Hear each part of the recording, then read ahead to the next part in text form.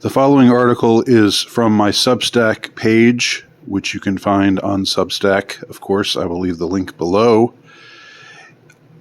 On my Substack page right now, I am working on a series of articles in which I am detailing some of my early experience with the alt-right, and specifically the events leading up to the Charlottesville Unite the Right debacle, which took place on August 12th, 2017. The article I'm going to read concerns the days leading up to Charlottesville and the eve of the Charlottesville event. It's titled, "The Eve of Charlottesville Tiki Torch Tenebrae." I first began hearing about strange things going on in Charlottesville as I began my drive up from home in Savannah, Georgia on Thursday, August 10th. It seemed that some who had come to the area for the event were reporting being turned away by local motels, where the clerks refused to accept their check and credit cards. Had a list of probable attendees been provided to the local Chamber of Commerce and then distributed to various motel owners in Charlottesville, commanding these motel owners not to allow those on the list to stay at their establishments? If so, how had such information been unearthed? By what means, by whom, and under what pretext? Such was indeed a first, but alas, it would hardly be the last of such firsts. Indeed, in the past 5 years, we have seen numerous cases of, quote, undesirable people denied various services, up to and including permission to start a bank account, as a form of corporate virtue signaling, indistinguishable from the general push of cancel culture. In August of 2017, however, such draconian tactics were still relatively new, and thus more shocking to contemplate. Another bit of news that crossed my transom concerned the then YouTube channel Red Ice Radio, a well-known alt-right venue on which I had been a guest a few times, most recently to promote my 2017 book, Meta Pizzagate. But on August 11th, as I sped up I-95, I heard an interview in which Heinrich Palmgren, one of the show's hosts, shared a bizarre and frustrating experience. His site, he claimed, had been hacked and afterwards tampered with to such a degree that it was no longer operational. The sophistication of the operation indicated that this had been a professional job. It seemed clear that Red Ice had been targeted for sabotage in the days immediately leading up to the scheduled Unite the Right event in Charlottesville. As I continued to wind my way northwards, I began to feel assaulted by dread. I was alarmed at the fact that citizens' credit card numbers were seemingly being tracked. Surely that was against the law, an intolerable invasion of privacy.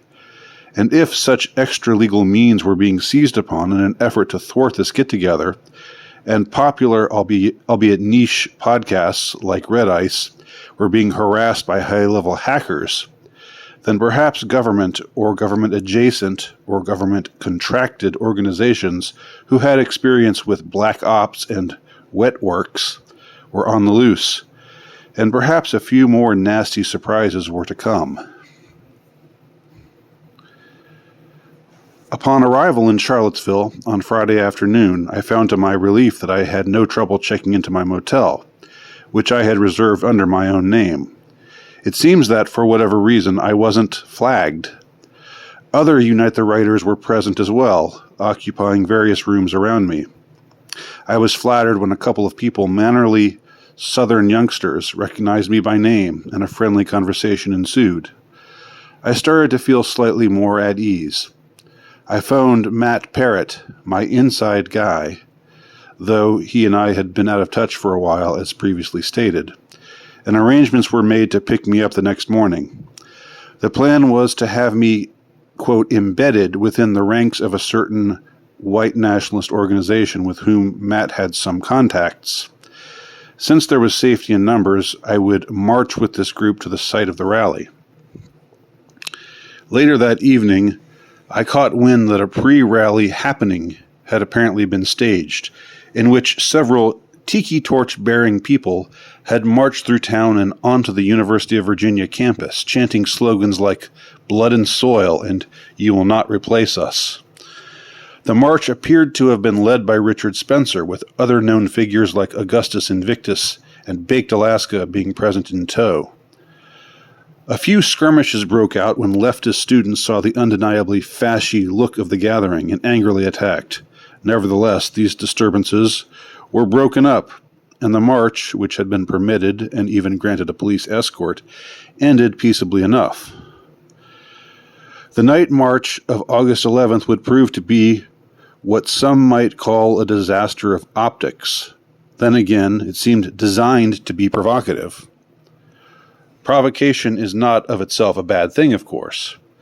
The problem, besides the attempted aping of National Socialist slogans and aesthetics, certainly an alienating and counterproductive tack under the circumstances, was the fact that members of the hostile media snapped pictures of the mostly quite young participants, who were soon afterwards ruthlessly doxxed, causing many of them to lose their jobs in the weeks and months to follow.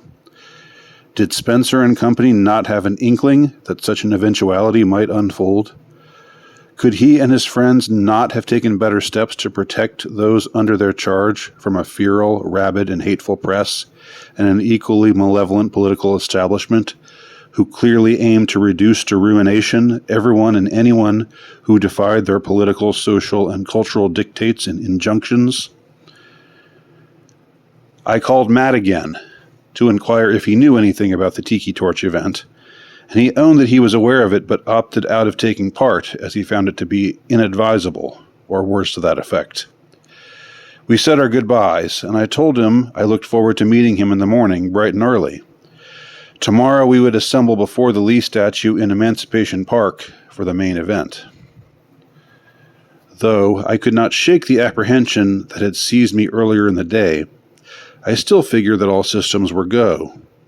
I reasoned that if any controversy erupted, it would primarily be limited to the Northern Virginia area.